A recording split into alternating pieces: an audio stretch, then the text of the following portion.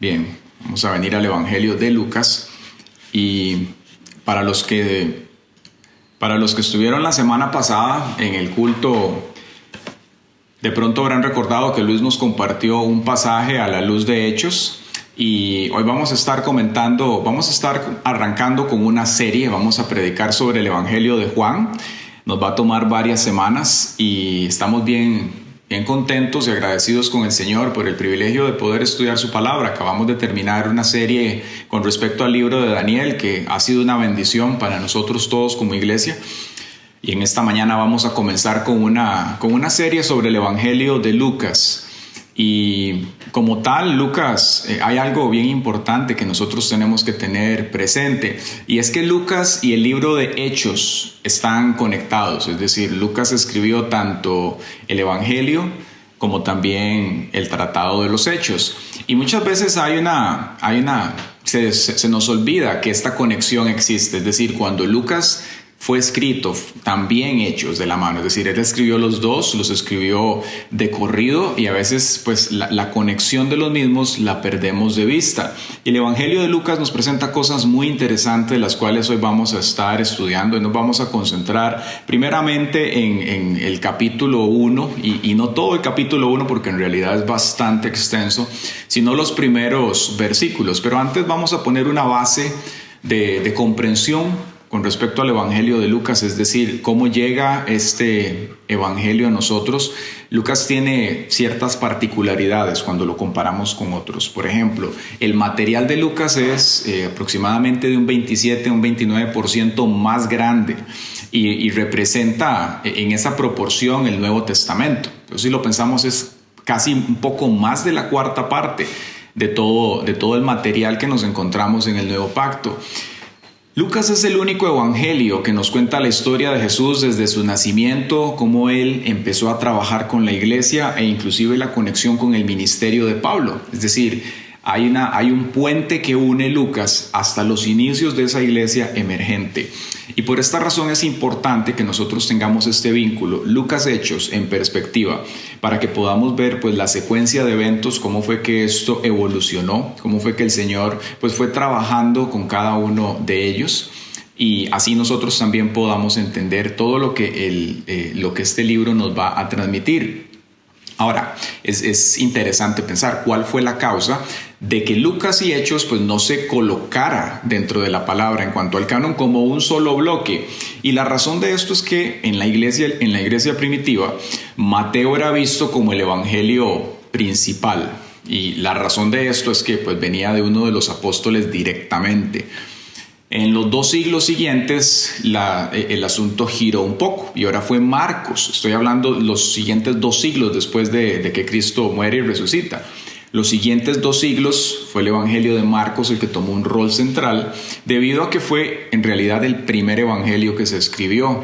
Y también el Evangelio de Juan ahora pues había sido visto como el más espiritual. Es decir, cada uno de los evangelios tenía un enfoque particular, que lo vamos a ver más adelante, y el Evangelio de Lucas, por diferentes razones, como las anteriormente mencionadas, quedó un poco pues, relegado a una posición más anterior.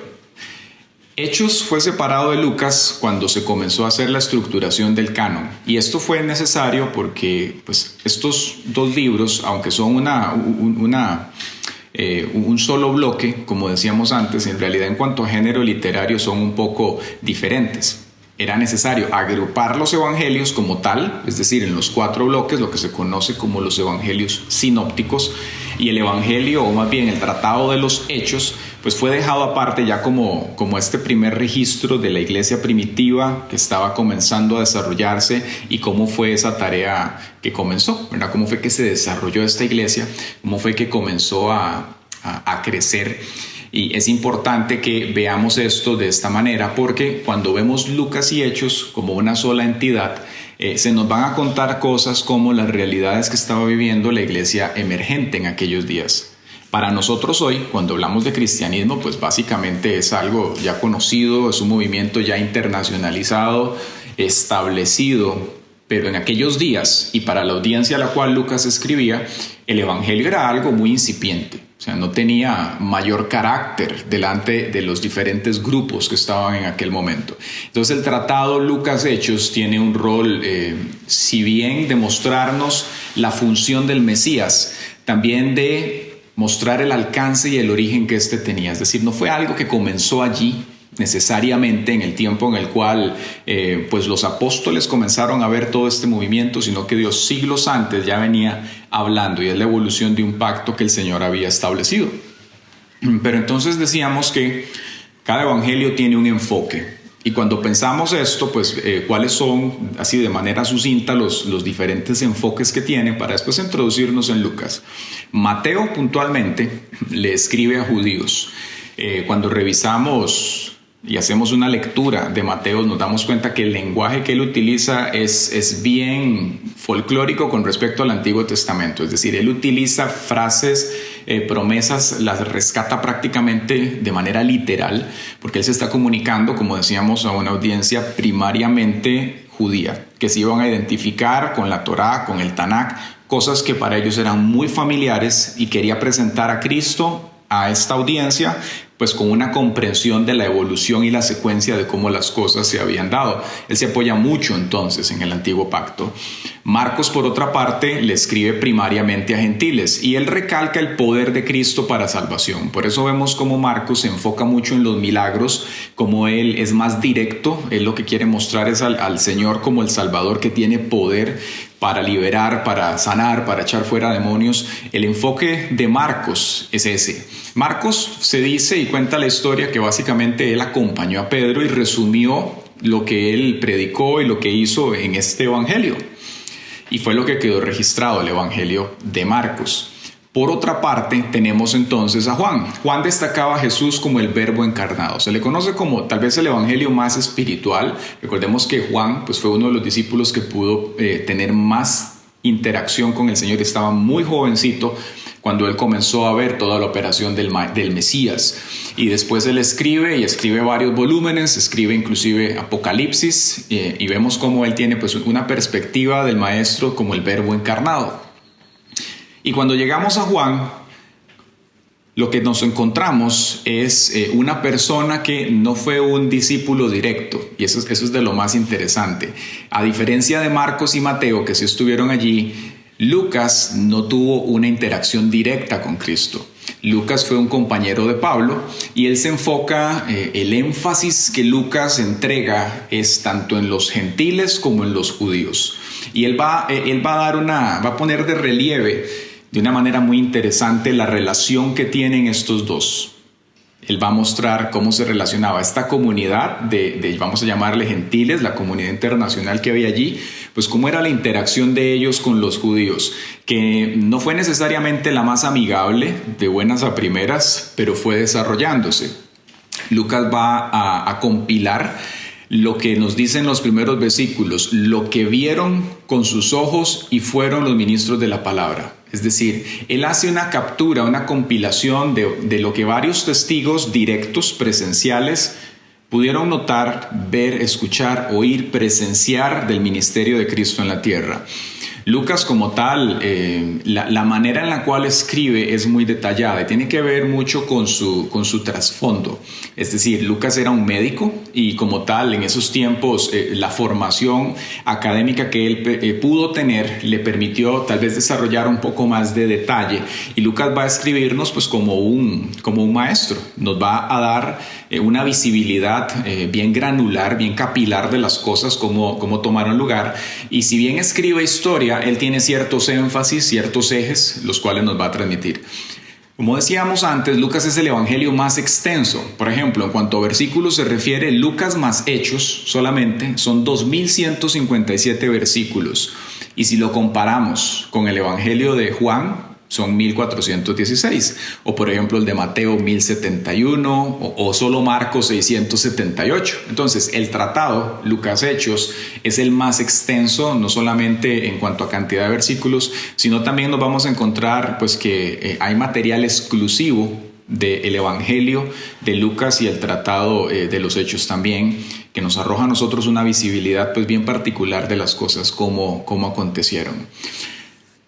Así a 10,000 pies de altura, antes de entrar ya en el versículo en cuestión que nos corresponde desarrollar, para tener una buena comprensión de lo que estamos viendo hoy, hablemos un poco de la visión general, es decir, por qué Lucas, como autor, quién es él. Veamos un poco el tiempo y la audiencia a la cual él escribe para entrar entonces en su propósito como tal. Recordemos que toda persona que escribe pues tiene un propósito, y la historia, como dicen, la historia la cuentan los que ganaron. En este caso pues no es una historia de ganadores, pues, pero sí siempre cuando una persona escribe historia hay algo que nos quiere transmitir.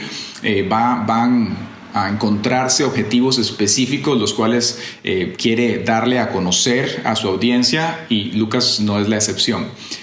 ¿Por qué entonces debemos nosotros como gente en el 2020, como cristianos, leer y estudiar, entender el Evangelio de Lucas?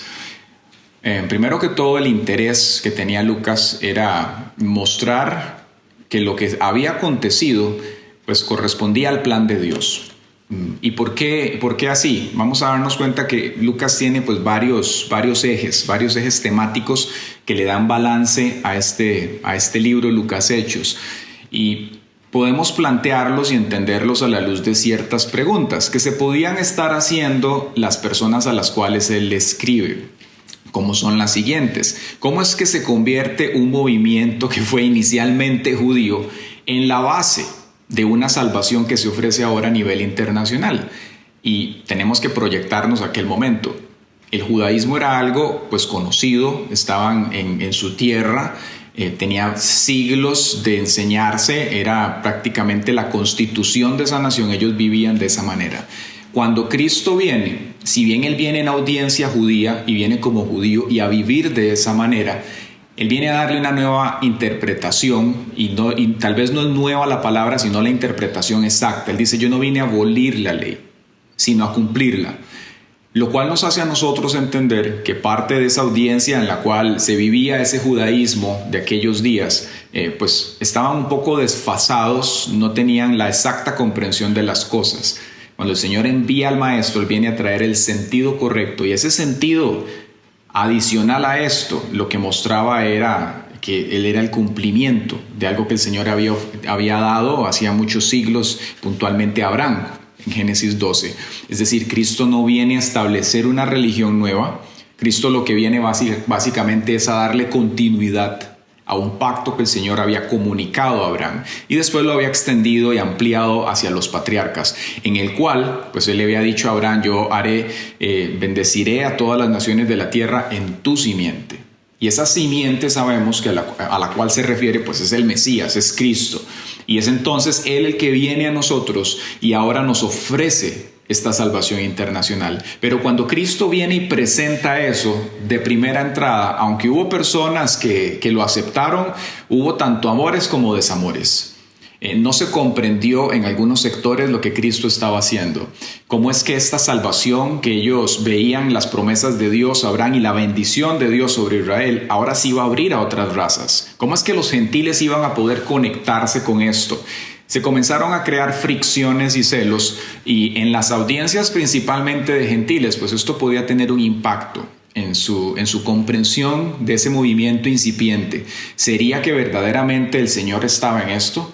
¿Sería que el Mesías verdaderamente era ese Salvador que ofrecería una salvación universal? ¿Cómo es que un hombre crucificado está en el centro del plan de Dios? ¿No parece que fuese el Salvador? Todas estas cuestiones son ejes que están en el Evangelio de Lucas, y que Él, con ópticas específicas, nos va a permitir a nosotros comprender cómo es que el Señor cumple con todas estas aristas y entrega la salvación a la humanidad. ¿Por qué vino Jesús? Poco a poco Lucas, conforme vamos a ir desarrollando la lectura en estas semanas y meses, nos va presentando al Mesías como algo más que el Salvador.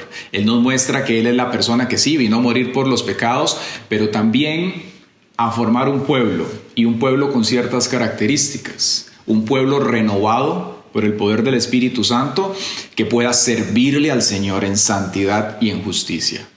Y eso a nosotros nos alcanza hoy. Si bien nosotros pues vemos al Señor como Salvador, como el sanador y que le ha hecho a usted muchos milagros y nos ha ayudado de diferentes maneras, pues también dentro de los intereses principales del Señor está el que usted y yo seamos renovados por el Espíritu de Dios y le sirvamos. Vuelva a ver al que está al lado y dígale: Dios quiere que le sirvas. Sí, Dios quiere. Amén. El Señor quiere que le sirvamos y nosotros tenemos que tener esto en el radar, para que veamos cuando el Señor se aproxima a nosotros, pues qué es lo que Él está buscando.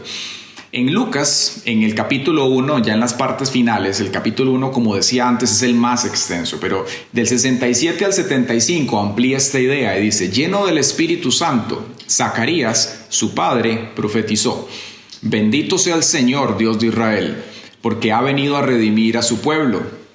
Nos ha levantado un poderoso Salvador en la casa de David su siervo, tal y como lo anunció en el pasado por medio de sus santos profetas, salvación de nuestros enemigos y del poder de los que nos odian.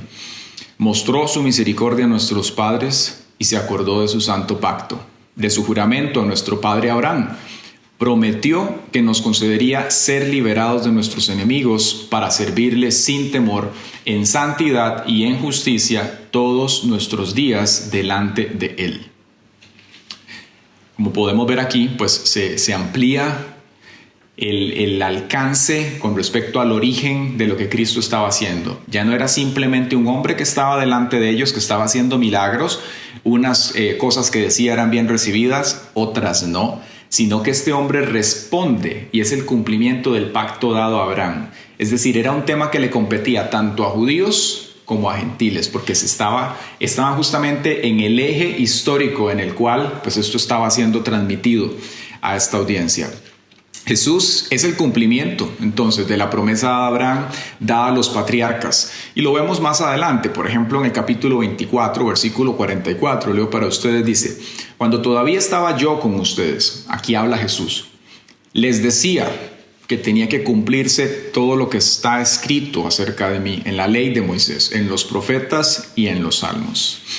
Vemos hasta acá entonces cómo Cristo es el cumplimiento de algo antiquísimo entregado a Abraham, que nos extiende a nosotros ese pacto que Dios estableció con él. Veamos por ahora, o ahora más bien, pues un poco sobre el autor. Decíamos que Lucas, sabemos que no fue un testigo ocular de la mayor parte de estos acontecimientos. En la apertura, Lucas capítulo 1, del versículo 1 al 4, dice lo siguiente. Aquí está la dedicatoria. Dice: excelentísimo Teófilo. Y ya vamos a ver quién es este personaje o cuáles son las posturas con respecto a él. Dice: muchos han tratado ya de relatar en forma ordenada la historia de los sucesos que ciertamente se han cumplido entre nosotros, tal y como nos enseñaron quienes desde el principio fueron testigos presenciales y ministros de la palabra. Después de haber investigado todo con sumo cuidado desde su origen, me ha parecido una buena idea escribírtelas por orden, para que llegues a conocer bien la verdad de lo que se te ha enseñado. Como podemos ver acá, hay ciertas cosas con respecto a Lucas. Número uno, él pues recurrió a obras anteriores que contenían la vida de Jesús como fuente para el relato que él estaba escribiendo. Y no solamente lo podemos tomar de acá, sino también lo podemos ver de Hechos. Recordemos que Lucas y Hechos era un solo tratado. La manera en la cual Pablo se refiere a las personas que lo acompañan a él nos ayuda a darnos cuenta pues quiénes eran judíos y quién no. De aquí podemos derivar y sabemos que Lucas no era un judío. Por ejemplo, en Hechos 16, del versículo 10 al 17, pero solo voy a enfocarme en el 10, dice: después de que Pablo tuvo la visión, enseguida nos dispusimos a partir hacia Macedonia, pues estábamos seguros de que Dios nos estaba llamando a anunciarles el evangelio. Luego en el capítulo 20 dice, del versículo 5 al 6, pero ellos se nos adelantaron y nos esperaron en Troas. Nosotros salimos de Filipos en barco, después de la fiesta de los panes sin levadura, y 5 días después nos reunimos con ellos en Troas. Allí nos quedamos 7 días. Podemos ver acá y sabemos que pues Lucas es el autor de ambos volúmenes, tanto del Evangelio de Lucas como de Hechos, y que Ya en la iglesia primitiva, según la historia, para el 200 después de Cristo existía un consenso, se sabía que Lucas era el autor de este libro, se sabía que él no era judío y como decíamos antes, pues que era médico también. Esto lo sabemos por Colosenses, capítulo 4, versículo 14 dice, los saluda Lucas, el médico amado y Demas. ¿Cuándo se escribe Lucas? Veamos con respecto al tiempo o dónde se coloca. Lucas se estima que fue escrito alrededor del año 60 después de Cristo.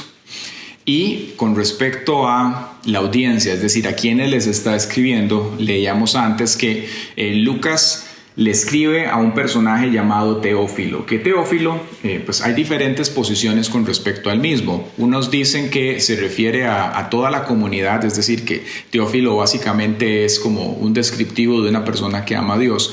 Pero hay estudios que apuntan a que Teófilo era una persona que tenía una relación importante, una relación cercana con Lucas. Y la manera en la cual él desarrolla este tratado y la apertura en la cual él lo entrega nos hace ver que era algo un tanto personal. Era una persona que él apreciaba y que según los estudios apunta que era alguien que no era judío, sino que era una persona que era gentil y que probablemente todas estas preguntas que hacíamos antes con respecto a este movimiento pues nuevo, incipiente, tal vez en su cabeza estaba dándole vueltas con respecto a la veracidad del mismo. ¿Debería él formar parte de esto verdaderamente? ¿Era algo ofrecido de parte de Dios que iba a dar una salvación a nivel universal? ¿O era cualquier otra cosa que había por allí? Lucas aborda todos estos temas y es aquí donde entra el propósito. Cuando vemos de manera general el libro, todo lo que entrega y su estructura, los componentes que tiene, nos damos cuenta que Lucas, él invierte mucho tiempo tratando aspectos acerca de la misión de los 12, que es lo que ellos tenían que hacer, que se suponía que desarrollaran. Y en el caso de Hechos, el objetivo principal al cual apunta era pues cómo ese evangelio llega a los gentiles y que justamente se enmarca con aquellas palabras que el Mesías le transmite a los discípulos y les dice vayan y hagan discípulos en Judea, Samaria y hasta lo último de la tierra. Cuando nosotros vemos el evangelio de Lucas de manera estructural, nos damos cuenta que esa progresión geográfica ocurre de la misma manera y en ese orden de ideas. Es decir, el evangelio comienza en Judea, luego comienza a expandirse a Samaria y cuando llega a este punto, pues nos damos cuenta que ya está tocando otras razas, la comunidad de gentiles que había alrededor y ya no era algo exclusivo de la nación de Israel. El Señor cumple su palabra y se empieza a extender este movimiento maravilloso que cambia la historia y que nos ha transformado a nosotros también y el cual nosotros también tenemos que hacer eco y llevar pues a las personas que lo están necesitando. Lucas explica cómo también el rechazo de Jesús también formaba parte del plan de Dios, cómo los judíos lo rechazan y esto ya estaba predicho, por decirlo de alguna manera.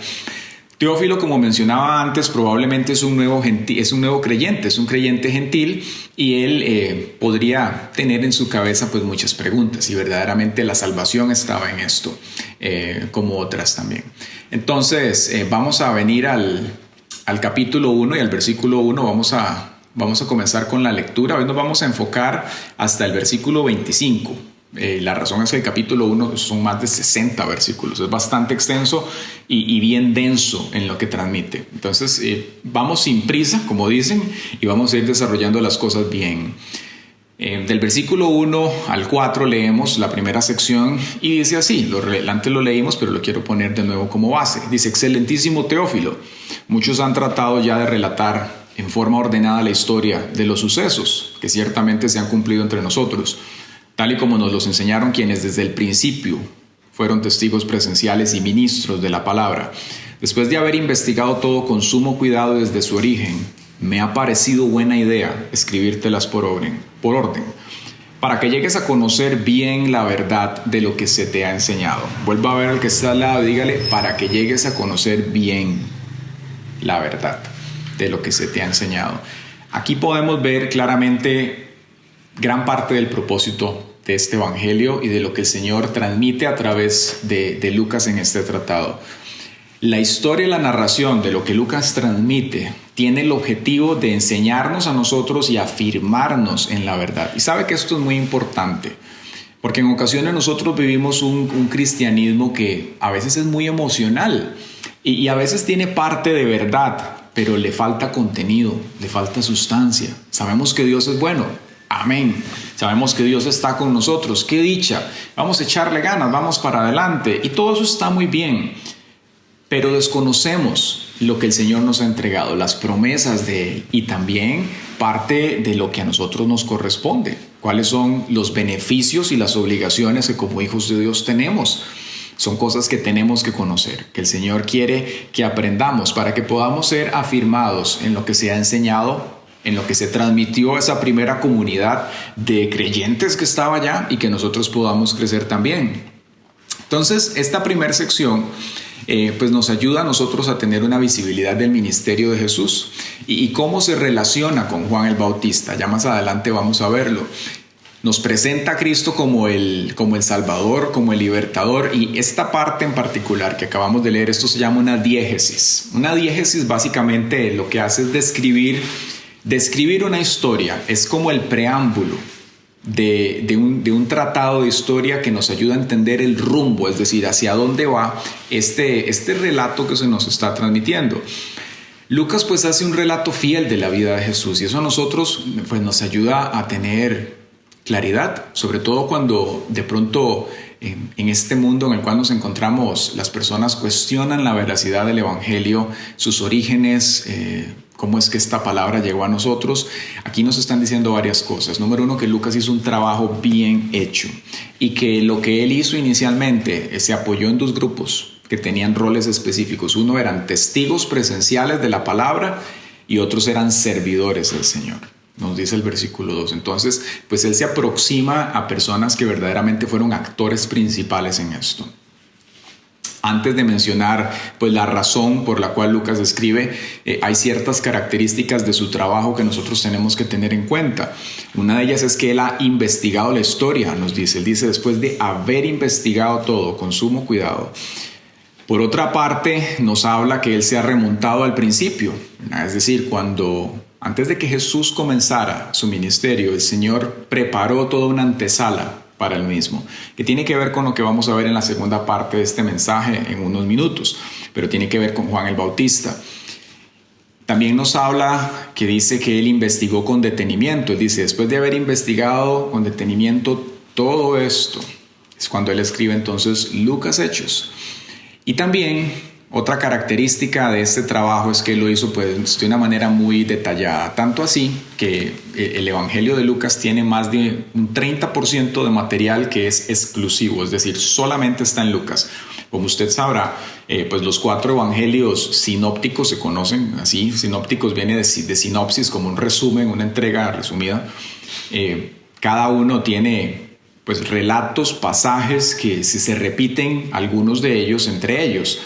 En el caso de Lucas, si bien también ocurre esto, cerca de un 30% de su material es contenido exclusivo, que no se encuentra en otras partes. Y eso a nosotros nos ayuda a ver pues, que el trabajo que Lucas hizo fue un trabajo bien pulidito, un trabajo que verdaderamente habla bien y que nos ayuda a nosotros a tener una visibilidad más fina de lo que había acontecido.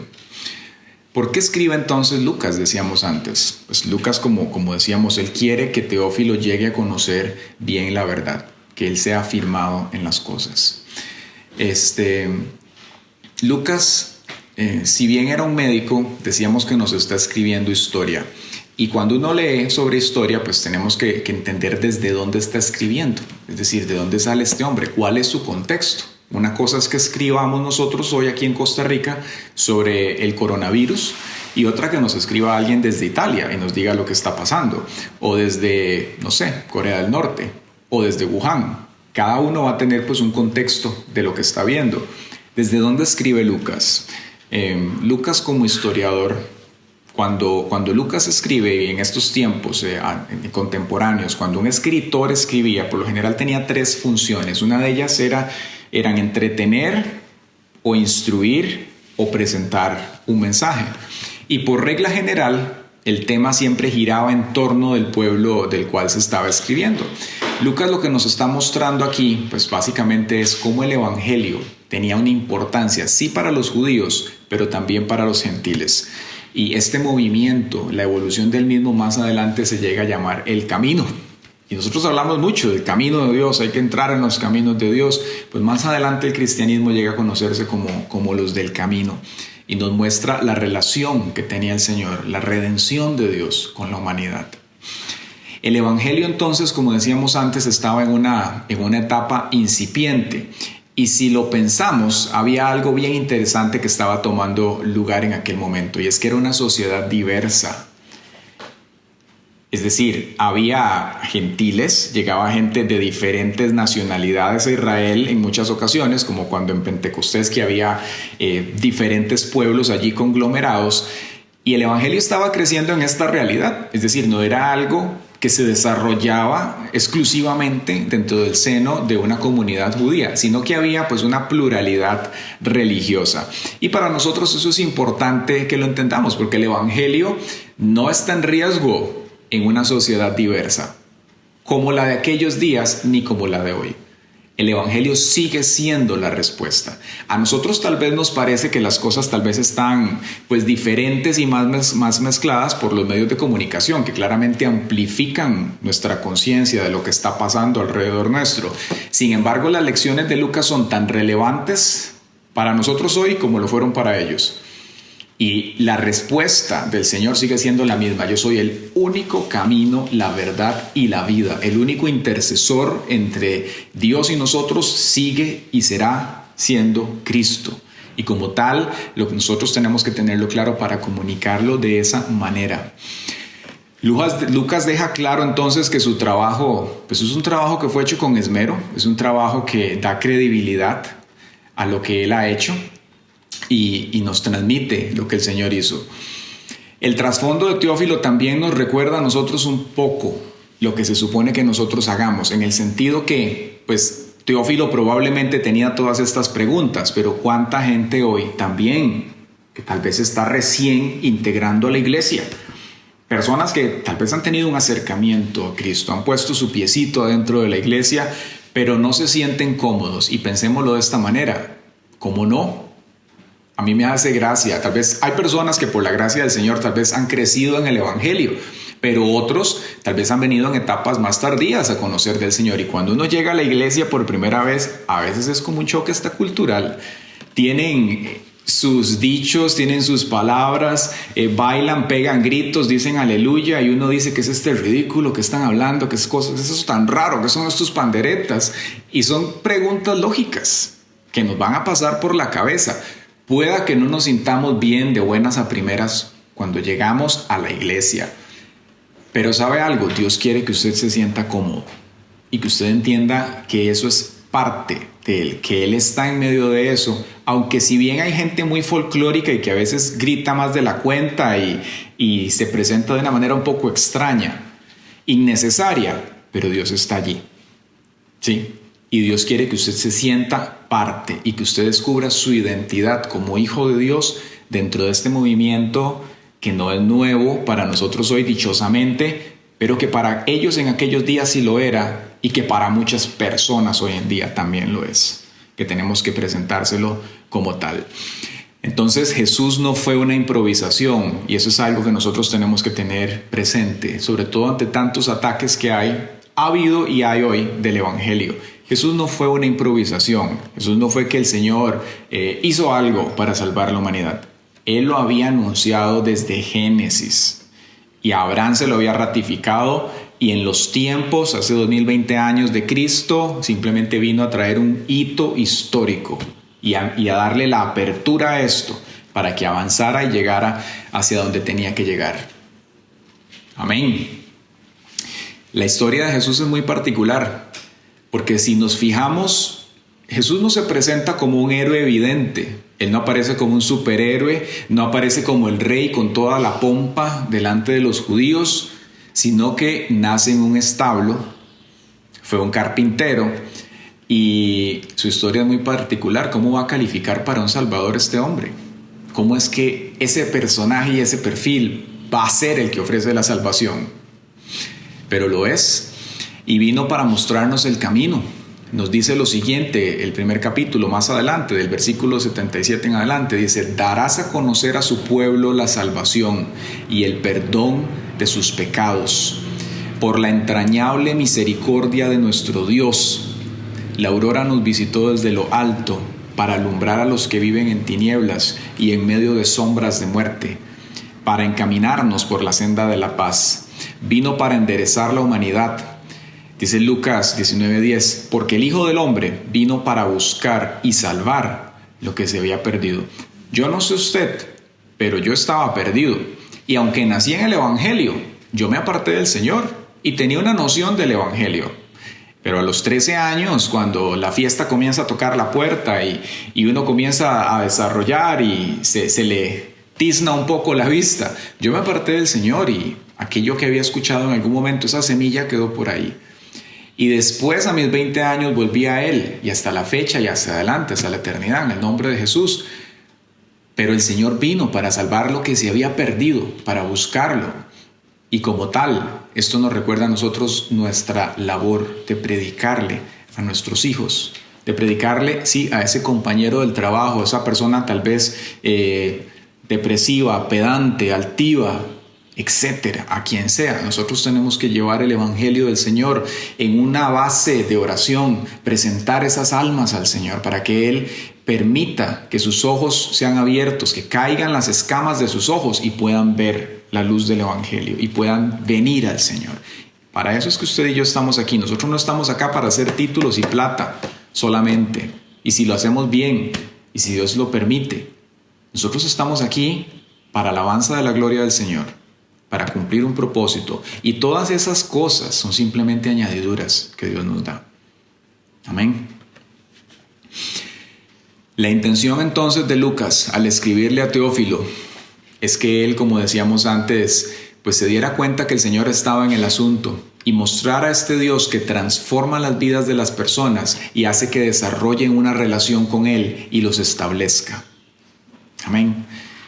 Veamos ahora la segunda parte de este mensaje. Lucas, del versículo 5 al 25, dice lo siguiente. Este es el anuncio del nacimiento de Juan el Bautista. En los días de Herodes, rey de Judea, había un sacerdote llamado Zacarías, de la clase de Abías, cuya esposa Elizabeth era descendiente de Aarón.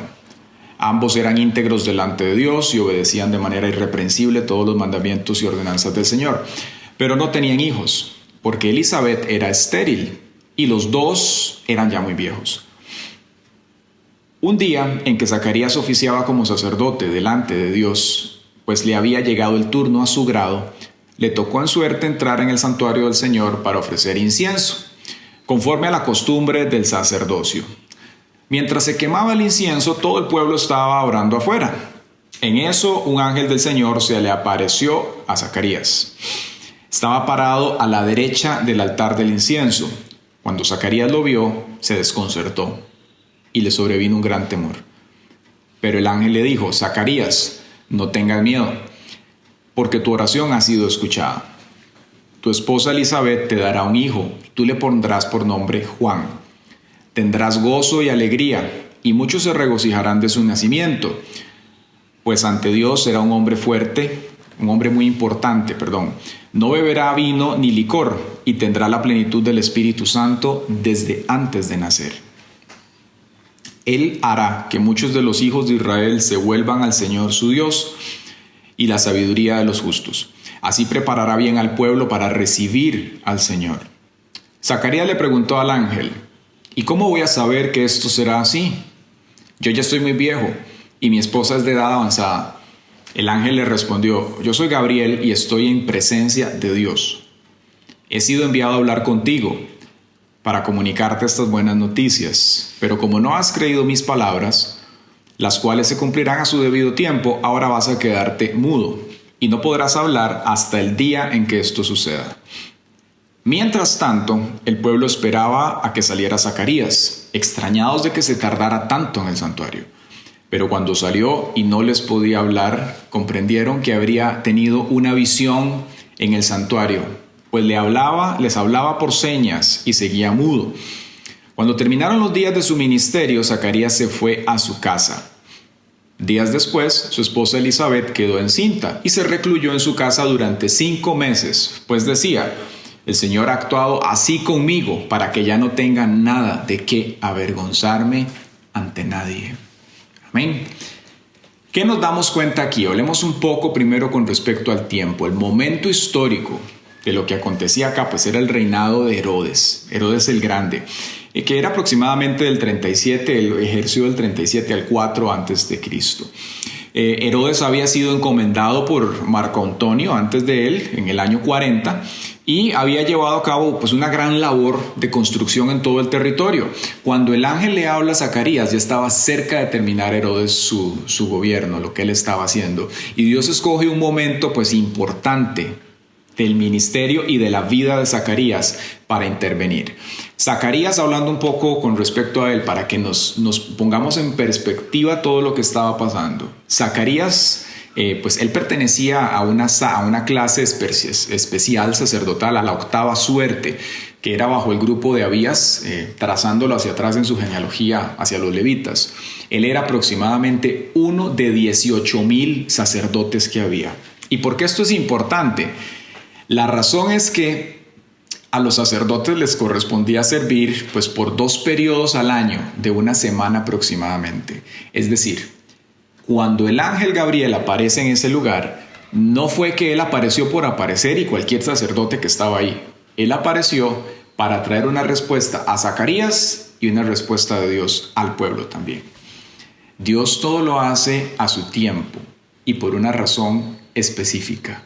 Y aquí es donde este mensaje pues verdaderamente nos comienza a nosotros a dar visibilidad de la manera tan maravillosa en la cual Dios trabaja.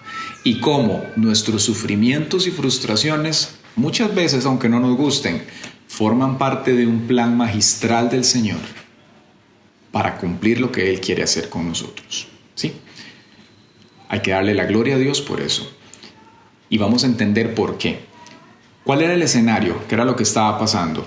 Cuando los sacerdotes estaban oficiando, pues eran 2 tiempos en el día, uno en la mañana y otro en la tarde, uno como a las 9 de la mañana o a las 9 de la mañana y otro a las 3 de la tarde. Ellos ofrecían el holocausto continuo.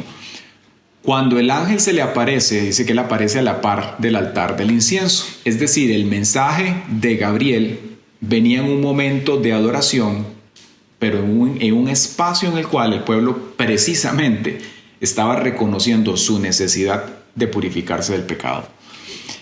Y esto nos hace a nosotros entender no solamente lo que Dios quería que ellos entendieran, sino también lo que Juan el Bautista venía a hacer y lo que eso transmite y comunica a nosotros hoy. El mensaje de Gabriel lleva 3 aspectos básicos. Uno de ellos es pues cómo Dios estaba reanudando la promesa de redención que él había comunicado a Abraham y que era para la humanidad también. Es decir, ese plan que Dios había concertado ya hacía siglos antes estaba en ese momento reanudando. Era un hito histórico. Estaba Dios activando lo que Él había dicho, no estaba en pausa. Había llegado el momento de echarlo a andar para la comunidad internacional.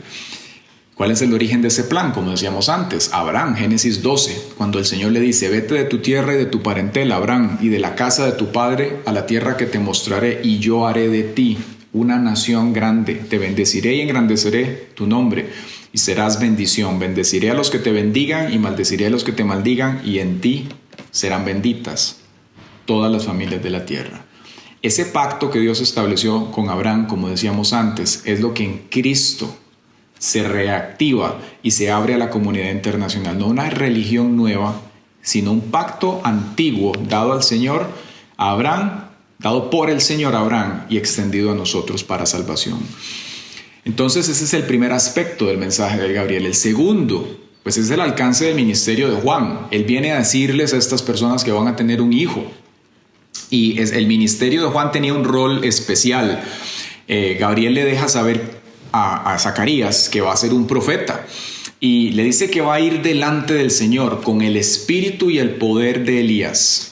Y que va a hacer que muchos israelitas se vuelvan al Señor. Y esto que le transmite Gabriel a Zacarías, pues tiene una resonancia en el antiguo pacto. Es decir, no es algo que Gabriel trae simplemente, es algo que Dios ya había anticipado aproximadamente 4 siglos antes, a través de Malaquías. Malaquías en el capítulo 3 y en el 4, versículos 1 y 5 respectivamente, lo dice así: el Señor de los ejércitos ha dicho, he aquí yo envío a mi mensajero, el cual me preparará el camino. Y el 5 dice, tomen en cuenta que antes de que llegue el día grande y terrible del Señor, yo les enviaré al profeta Elías. Y él hará que el corazón de los padres se vuelva hacia los hijos y el corazón de los hijos se vuelva hacia los padres, para que yo no venga a destruir la tierra por completo. ¿De qué está hablando acá? Para los tiempos de Malaquías ya Elías no estaba. Es decir, si recordamos, íbamos siglos atrás todavía de Malaquías a los tiempos de Reyes y de el reinado de Jezabel y de Acab, pues Elías no muere, Elías es llevado en un carruaje de fuego. Pero eso quiere decir que siglos más adelante, en tiempos de Malaquías, cuando él recibe esta palabra, pues Elías ya no estaba en escena. Y nos está diciendo aquí que para los días en que el Mesías venga, vendrá un hombre con el espíritu y el poder de Elías. ¿De qué está hablando? Pues es el mismo Espíritu de Dios que operó en el profeta Elías, pero ahora sobre Juan el Bautista. ¿Para qué? Para predicar y para preparar al pueblo para el Señor. Y esto lo que nos enseña a nosotros es el rol, la importancia que tiene el arrepentimiento. El mensaje que Juan el Bautista llevó a Israel era arrepentíos.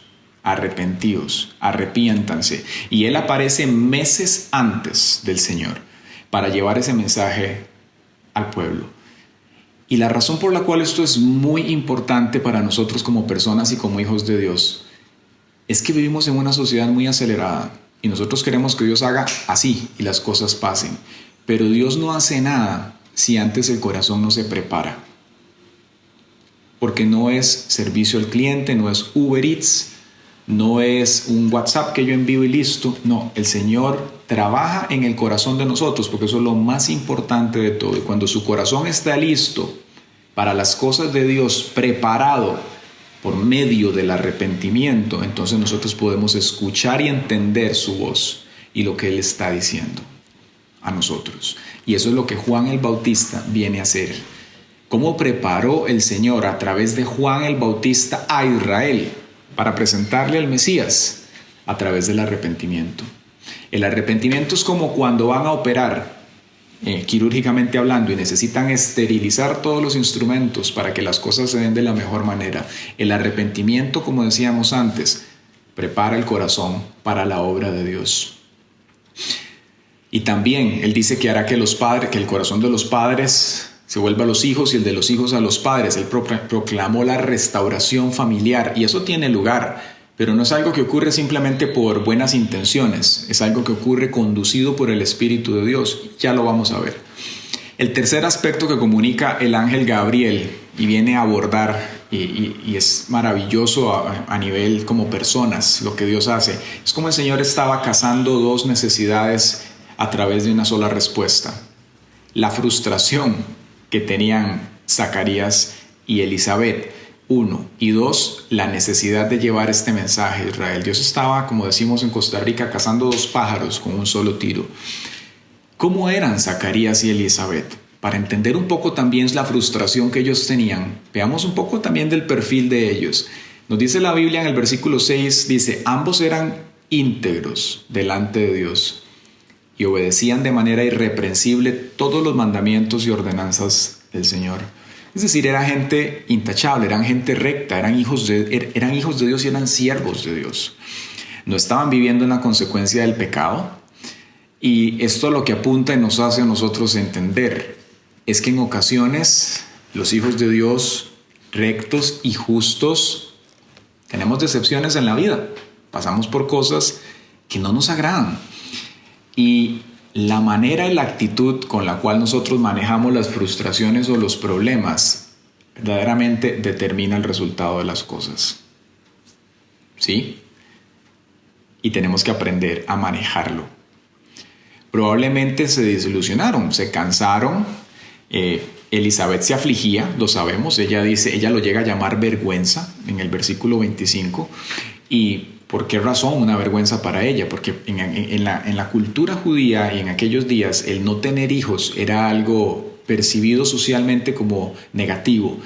Y adicional a eso, ellos eran hijos de Dios y gente correcta. Entonces, para ellos era una vergüenza. Y el Señor sabía eso. Y Dios viene a traer una respuesta para sus vidas.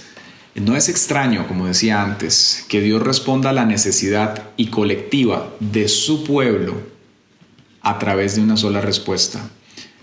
Y ahí es donde nosotros tenemos que aprender a ver nuestras frustraciones y nuestros sufrimientos, no desde una perspectiva aislada, yo y mi situación, sino cómo tal vez Dios quiere usar esa situación para bendecir a su iglesia.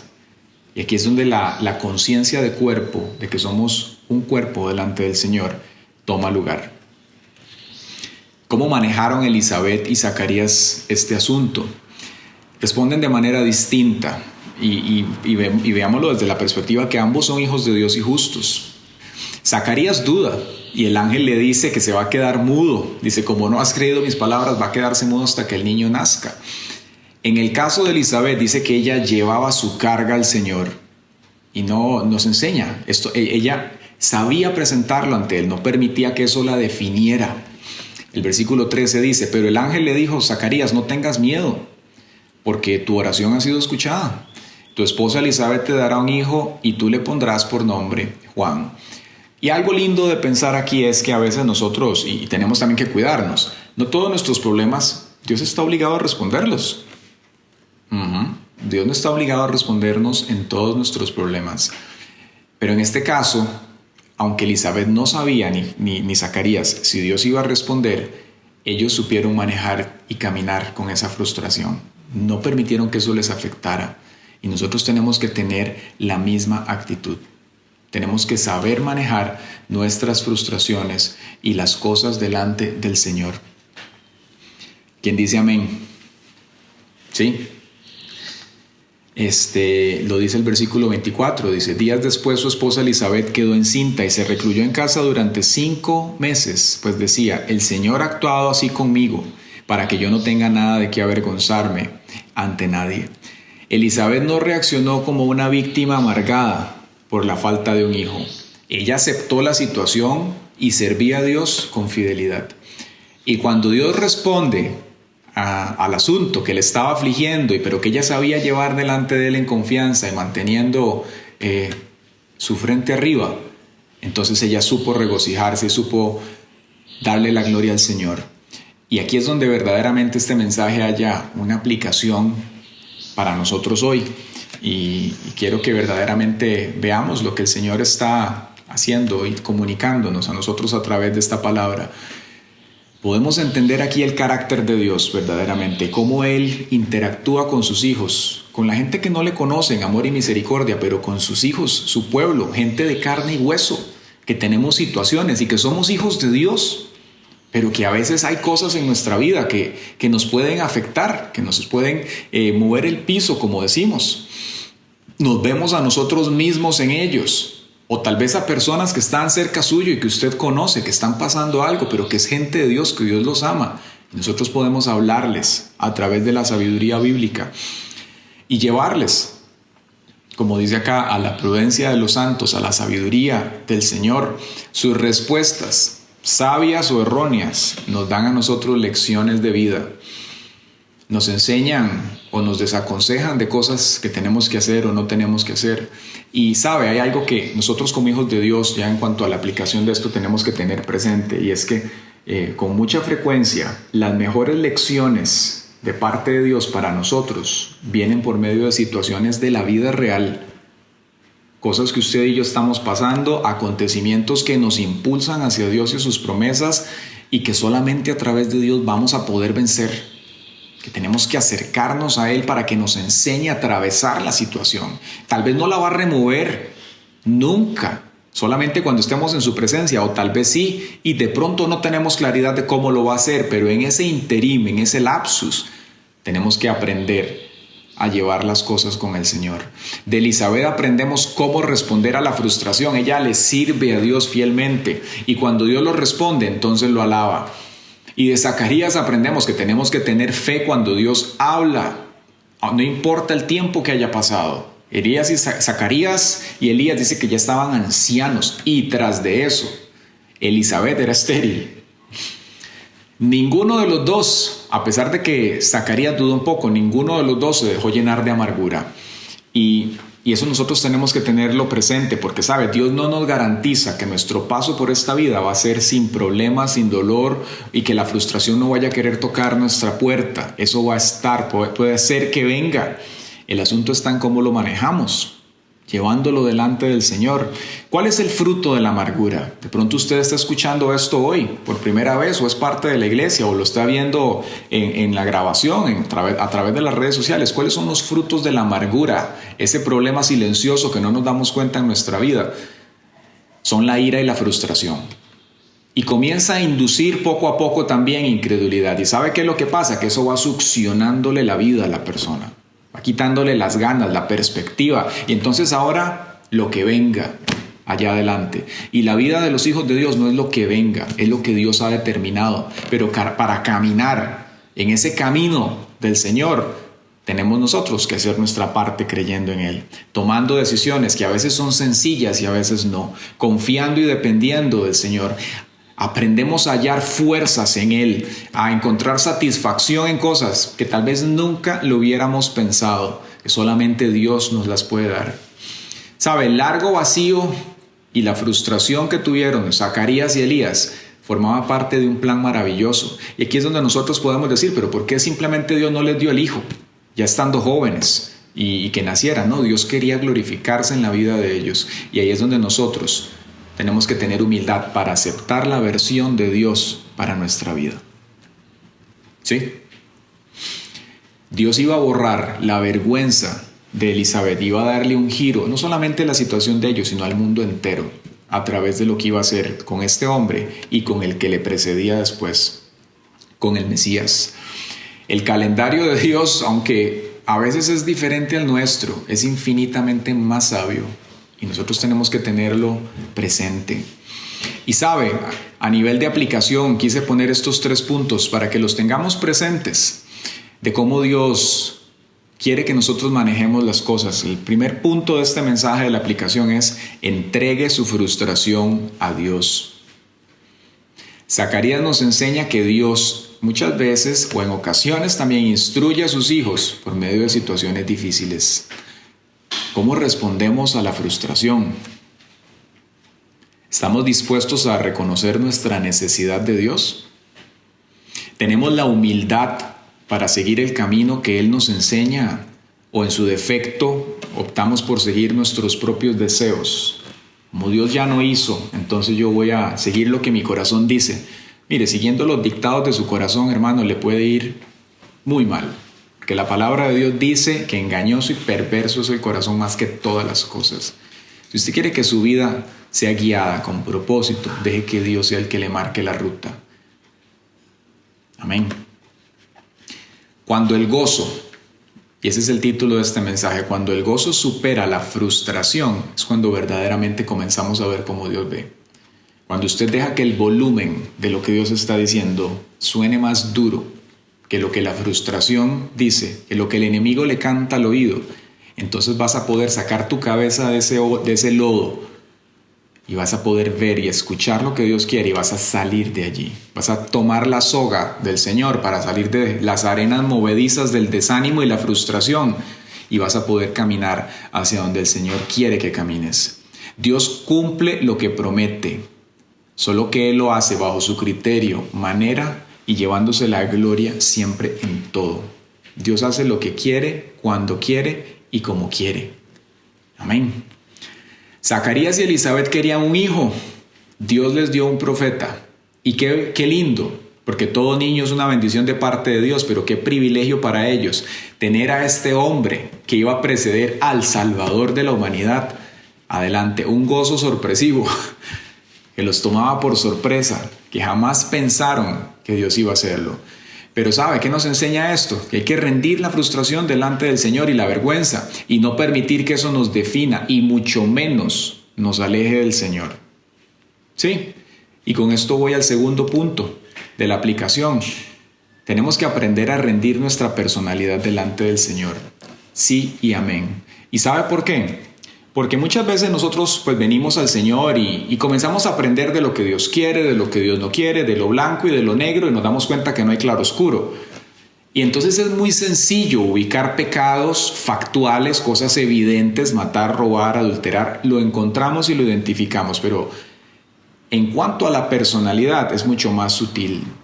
Y nosotros todos crecimos en un contexto en particular y aprendimos cosas buenas y algunas no tan buenas en nuestros hogares. La manera de leer las situaciones de la vida. Como hay gente positiva, hay gente negativa. Hay gente que le encuentra el negativo hasta el positivo.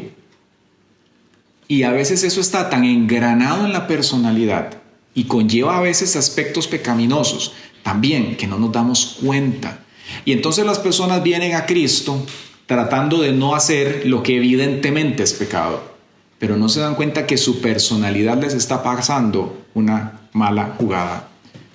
Y es allí donde tenemos que aprender a rendir esos aspectos de nuestra personalidad que no son compatibles con el carácter cristiano. Aquellos caracteres coléricos, depresivos, melancólicos. Y entonces eso puede venir a afectar la manera en la cual Dios quiere que tú mires las cosas hoy y que manejes esa frustración que estás pasando. ¿Saben? La duda de Zacarías puede ser totalmente un indicador de que él estaba viviendo de una manera que Dios no quería.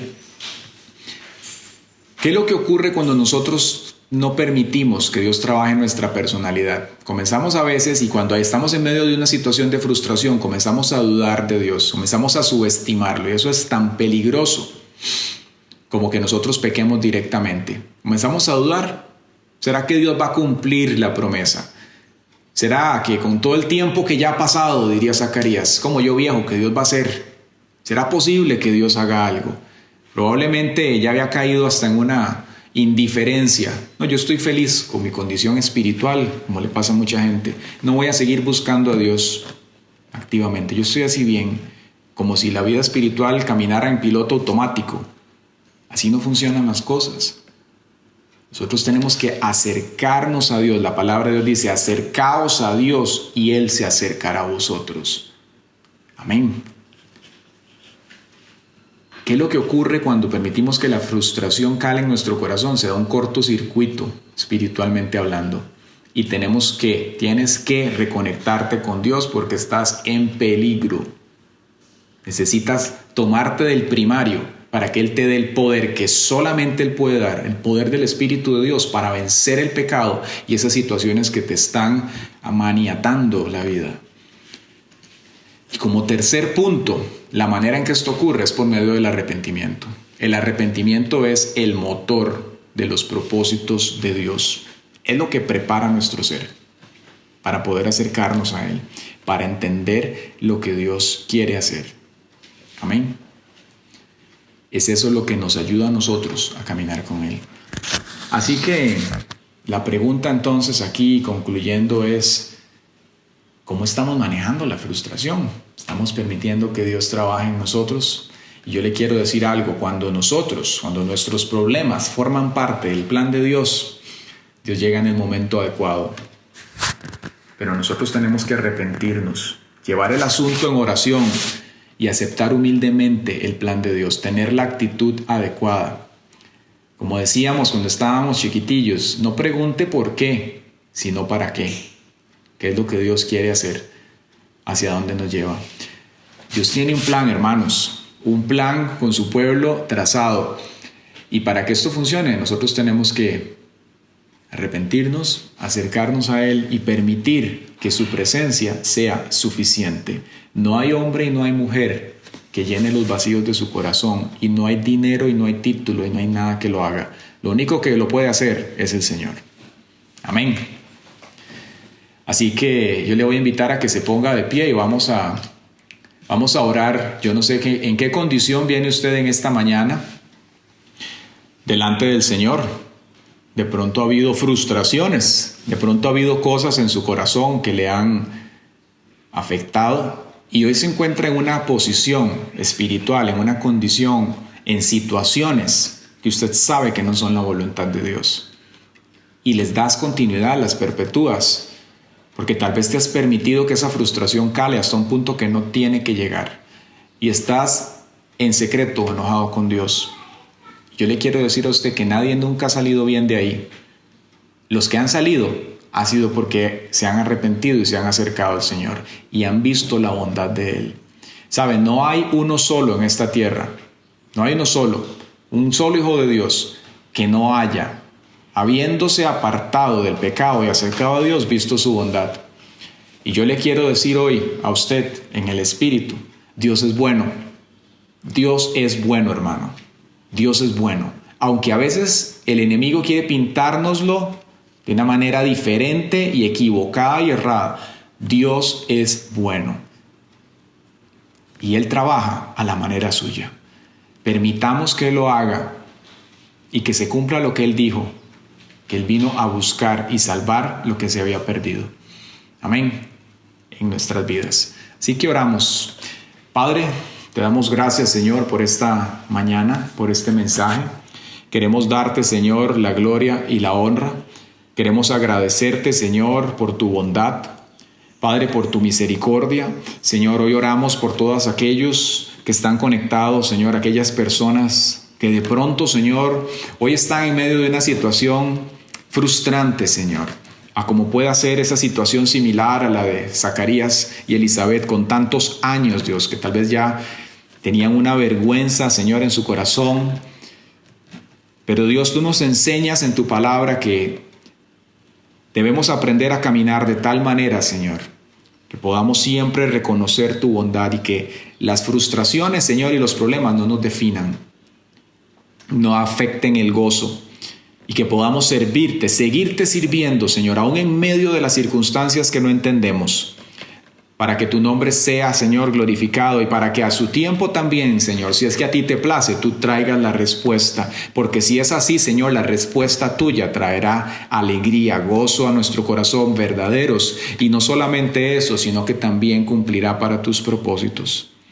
Hoy te damos gracias, Señor, por esta palabra y te damos gracias, Señor, por lo que estás haciendo en la iglesia, por aquellas personas que tal vez estén conectando hoy nuevas o nos están escuchando a través, Señor, de las grabaciones. Te damos gracias, Señor, y toda la gloria te la entregamos a ti, Señor, pues es solamente tuya, Padre, en el nombre de Jesucristo, Señor.